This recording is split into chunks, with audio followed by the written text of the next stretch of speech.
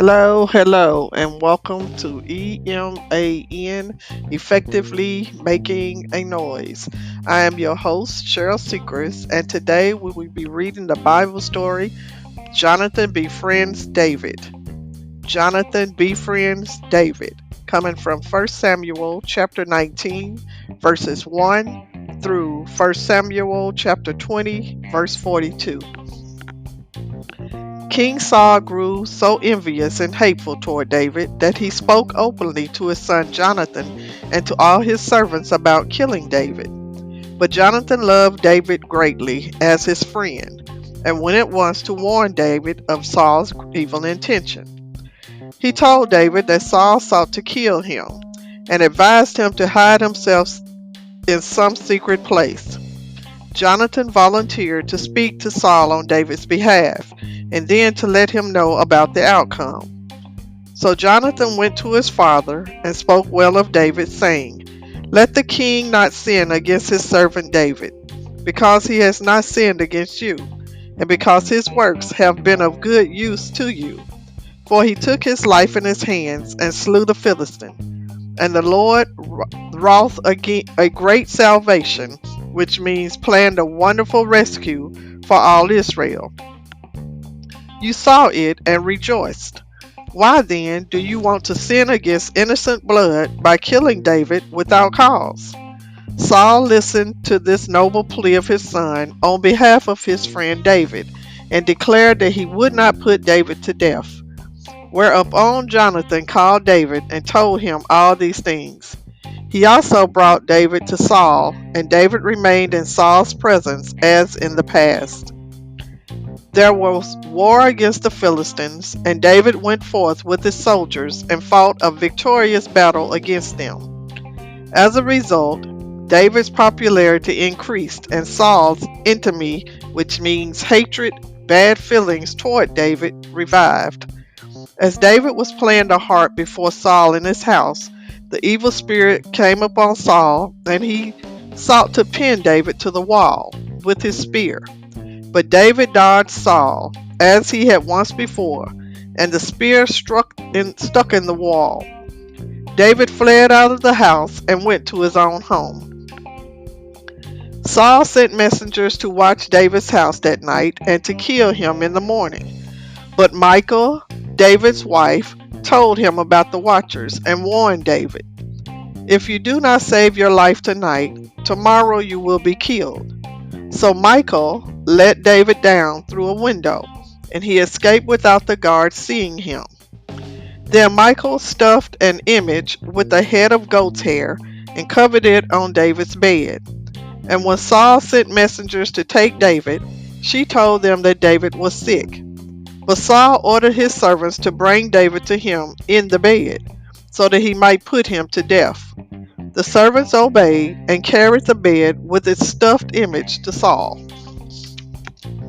When Saul discovered the ruse, a trick, he was very angry, and said to Michal, "Why have you deceived me thus, and helped my enemy escape?" To spare herself, Michal falsely stated that David had threatened to kill her if she did not help him to escape. Having once more eluded the evil designs of Saul, David flew to Samuel at Ramah and told the man of God his troubles. Samuel took David with him to North. When Saul learned of this, he sent messengers to capture David.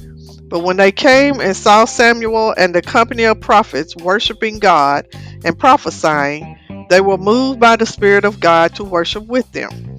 The same thing happened to a second group of messengers and a third. Finally, Saul himself went to Ramah and inquired for Samuel and David.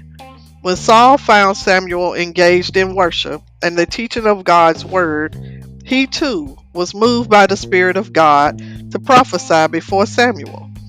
That is why the saying arose, "Is Saul also among the prophets?"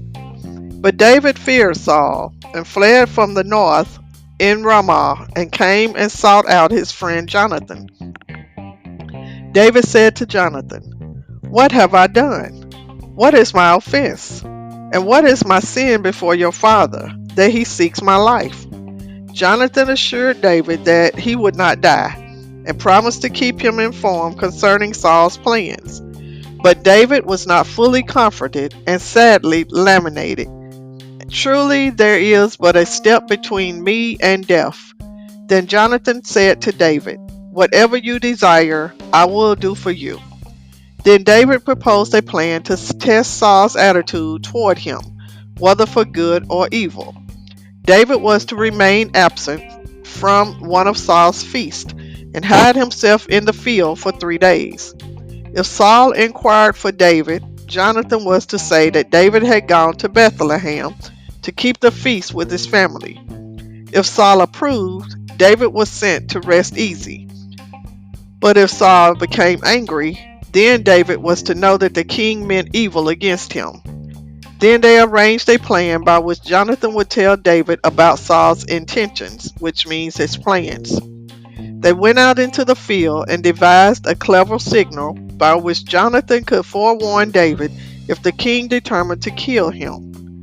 David was to pretend to shoot arrows at a mark close to where David was to be in hiding, and by the prearranged signal was to inform David whether to stay or to flee. The day of the feast came, and the king sat down in his accustomed place to eat food. Jonathan sat opposite, and Abner sat at Saul's side, but David's place was empty. Saul noticed David's absence, but said nothing the first day.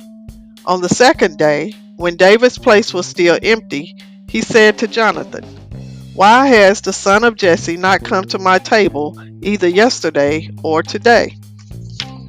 Then Jonathan explained to Saul that he had given David leave to join his family at Bethlehem. Then Saul became furiously angry at his own son and cursed him for befriending David. He commanded Jonathan to go and bring David to him so that he might put him to death. Jonathan answered Saul his father, "Why should David be put to death? What has he done?" But Saul, in a rage, threw his spear at Jonathan. So Jonathan knew that his father was determined to kill David. And Jonathan arose from the table in furious anger and refused to eat anything. He was grieved for his friend David because of his father's cruel attitude. In the morning, Jonathan went out into the field to keep his appointment with David. He took with him his bow and arrows, and a little boy to watch him shoot the arrows. Jonathan said to the little boy, "Run, go find the arrows which I shoot." As the boy ran, he shot an arrow beyond him, and when the boy came to the place where the arrow was shot, Jonathan shouted after him and said, "Is not the arrow beyond you?" And Jonathan shouted after the boy, "Speed away, make haste, do not wait." So the boy gathered up the arrows and brought them to Jonathan. But he did not know the meaning of what he had done. Only Jonathan and David knew. Jonathan gave the bow and arrows to the boy and told him to carry them back to the city. As soon as the boy had gone, David got up from the place where he had been hiding and came to Jonathan. The two friends embraced and kissed one another and wept with one another until David could scarcely stop. Then Jonathan said to his dear friend David, "Go in peace, since we have both sworn," which means promised, "in the name of the Lord, saying, 'May the Lord be between me and you, and between my offspring and your offspring forever.'" And David rose and departed, and Jonathan returned to the city. That is our Bible story reading for today. Everyone have a wonderful rest of the week. Peace out.